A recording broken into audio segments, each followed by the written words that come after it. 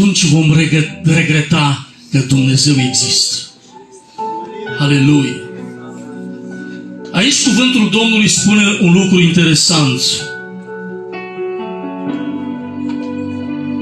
Ștefan, plin de Duhul Sfânt.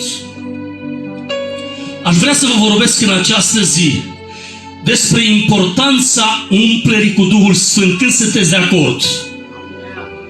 Importanța umplerii cu Duhul Sfânt. Aici ne vorbește de un personaj cu numele de Ștefan.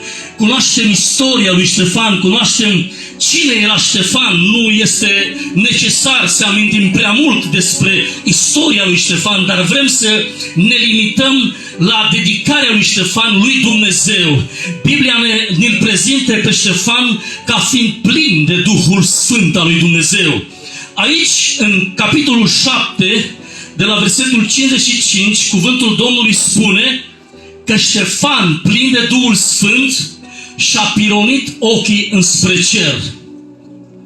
Ștefan, plin de Duhul Sfânt, și-a pironit ochii înspre cer.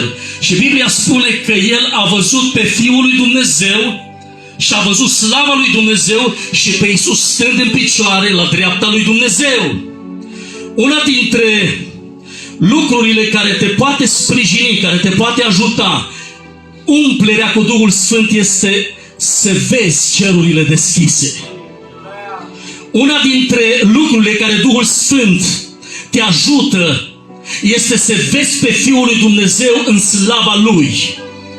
Una dintre lucrurile care Duhul Sfânt te ajută este să vezi totdeauna că cerul este deschis asupra ta, indiferent de obstacol, indiferent de problemă, indiferent de pietre care se vor lovi împotriva ta, indiferent de amenințare, indiferent cum vei fi vorbit de rău. Duhul Sfânt al lui Dumnezeu te ajută totdeauna să vezi mai departe decât o piatră, mai departe decât o problemă, mai departe decât o boală, mai departe decât o suferință, mai departe decât un dispreț. Vezi cerurile deschise și pe Fiul lui Dumnezeu sunt la dreapta lui Dumnezeu. Aleluia! Aleluia! Ștefan, plin de Duhul Sfânt, spune că și-a pironit ochii spre cer. În al doilea rând, totdeauna Duhul Sfânt te scoate din lucrurile terenale, te scoate din ceea ce ești tu, te scoate din orgoliul tău, te scoate din tradițiile tale, te scoate din gradele pe care tu le consideri că le ai și Duhul Sfânt te apropie înspre cer. Aleluia! Te scoate din ce e carnal, te scoate din mândriile tale, te scoate din, aleluia, din tot ceea ce ești tu și te apropie înspre Dumnezeu. Sunteți aici prezenți? Aleluia! Cineva se spune glorie lui Dumnezeu. Provocați-mă! Provocați-mă, pentru că Elisei a avut nevoie de o provocare. A avut nevoie de un cântăreț. Spune Elisei, chemați-mi un cântăreț. De ce l-a chemat Elisei un cântăreț? În momentul când vine cântărețul, Biblia spune că Elisei a început să prorocească. Aleluia! Avem nevoie de cineva care să ne provoce să putem proroci, să putem profetiza, să putem să aducem ceea ce Dumnezeu are, să putem aduce valorile din cer, să putem intra în magazia lui Dumnezeu, să aducem ceea ce El are. Pentru că eu pot să vorbesc din Biblie istoric, eu pot să vorbesc teologic dacă vreți, dar nu vă încălzește cu nimic. Aș vrea să vorbesc profetic. Amin? Glorie lui Dumnezeu, pentru că Dumnezeu când vorbește El descopere taina inimii tale. Biblia spune că Ștefan, plin de Duhul Sfânt, și-a pironit ochii spre cer. Că Duhul Sfânt al lui Dumnezeu te umple. Biblia ne vorbește despre Duhul Sfânt în Faptele Apostolilor, capitolul 2, că El s-a manifestat ca foc. El nu este foc, dar s-a manifestat ca foc. El se poate manifesta în multe moduri. El se poate manifesta ca vânt. El se poate manifesta în multe feluri. Și în Faptele Apostolilor, capitolul 2, îl prezinte pe Duhul Sfânt ca fiind foc. Ce face Duhul Sfânt când te umple, când se coboară peste tine? Arde în tine tot ce este carnal. Arde în tine tot ce nu este de la Dumnezeu. Arde în tine tot ce îl împiedică pe Dumnezeu să se coboare în viața ta.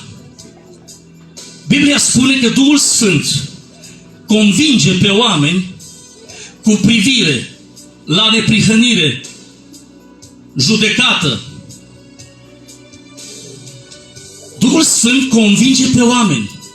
Duhul Sfânt ajută pe oameni să se convertească. Duhul Sfânt ajută pe oameni să se convertească. Este una să fii convins și alta să fii convertit. Și focul Duhului Sfânt, când coboară peste tine, când te umple, te scoate din lumea asta și te stremute în împărăția Fiului lui Dumnezeu. Biblia spune că El i-a strămutat din împărăția întunericului în împărăția Fiului dragostei Lui. Coloseni, capitolul 1, versetul 13. El ne-a strămutat. Este în zadar să fim prezenți într-o religie dacă mai întâi nu am ieșit din împărăția întunericului să fim strămutați în împărăția Fiului lui Dumnezeu. Umplerea cu Duhul Sfânt, cum o putem obține? Cum putem obține această umplere cu Duhul Sfânt? Numărul 1. Cuvântul Domnului spune, 2 Timotei, capitolul 3, versetul 16, cunoscând cuvântul lui Dumnezeu. Biblia spune că toată Scriptura este insuflată de Dumnezeu, de folos, să învețe, să mustre, să dea înțelepciune în neprihănire. Ca să poți cunoaște, ca să poți fi umplut de această putere a Duhului Sfânt, trebuie să cunoști cuvântul lui Dumnezeu. Dar poate că îmi veți da un răspuns, dar eu îl cunosc. Eu cunosc Biblia din Geneza până în Apocalipsa. Eu am studiat mult. Am făcut o teologie. Am făcut o școală. Eu cunosc Biblia. Și foarte mulți suntem experți în Biblie. Dar aș vrea să vă spun ceva interesant în acest moment. A cunoaște cuvântul lui Dumnezeu fără puterea Duhului Sfânt, cunoști doar istorie. Trebuie să cunoaștem cuvântul lui Dumnezeu în puterea Duhului. Biblia ne spune clar, toată Scriptura este insuflată de Dumnezeu, de Duhul Sfânt, de folos să învețe, să mustre, să dea înțelepciune în neprihănire. Când cunoști cuvântul lui Dumnezeu fără puterea Duhului Sfânt, adică nu se revelează Duhul Sfânt cuvântul lui Dumnezeu, nu vei fi transformat niciodată. Dar când tu cunoști cuvântul lui Dumnezeu în puterea Duhului, puterea cuvântului te apropie înspre Dumnezeu și te scoate din lumea aceasta. Biblia spune clar, El ne-a strămutat din împărăția întunericului și ne-a strămutat în împărăția Fiului dragostei. Cum ne-a strămutat? Prin puterea cuvântului. El ne-a strămutat din împărăția, adică eram dominați, eram sub puterea satanică, eram sub puterea păcatului. Dar când cuvântul lui Dumnezeu prin puterea Duhului a intervenit în viața noastră, a făcut o schimbare completă, nu doar religioasă. Nu ne-a schimbat să venim doar la casa lui Dumnezeu, atât. Să facem o cântare, să ne rugăm și atât e tot. și să plecăm acasă egali, la fel cum am venit. Cuvântul lui Dumnezeu te face schimbat în totalitate, te stremută, te schimbă comportamentul, îți schimbă vorbirea, îți schimbă faptele, îți schimbă concepțiile, îți schimbă ideile tale. Ideile tale nu vor mai avea valoare când ideile lui Dumnezeu apar în viața ta. Concepțiile tale nu vor mai avea putere când concepția lui Dumnezeu intră în tine. Când înțelepciunea lui Dumnezeu intră în tine, tu nu vei mai folosi a ta. Tu vei folosi prezența lui Dumnezeu ori de câte ori vei avea oportunitate. Biblia spune, dați-vă pe voi înșivă lui Hristos. Când Dumnezeu te guvernează, atunci tu orice vei face pentru slava Lui. Pavel spune un cuvânt foarte important. Filipeni 3:7. Sunteți aici?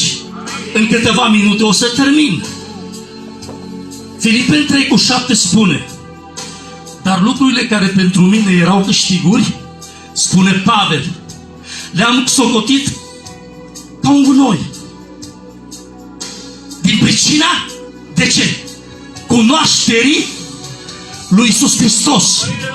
El nu cunoștea cuvântul doar istorii despre Iisus.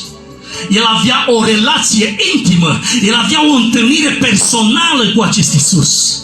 Și vedem foarte clar pentru că că Pavel a avut o întâlnire cu Iisus pe drumul Damascului. Spune că i-a ieșit un foc în față și a strălucit mai tare decât soarele și a auzit vocea lui: cine ești, Saule, Saule? Și Pavel spune: cine ești, Doamne? În momentul întâlnirii lui Pavel cu Iisus Hristos, l-a transformat. Nu există o întâlnire cu focul lui Dumnezeu. Nu există o întâlnire reală cu prezența Lui și tu să rămâi la fel. Nu există o întâlnire cu Dumnezeu care este foc și tu să rămâi la fel. Tu, când vei avea o întâlnire reală, sinceră, adevărată cu prezența Lui, tu îl vei iubi orice ți se va întâmpla. Tu îl vei iubi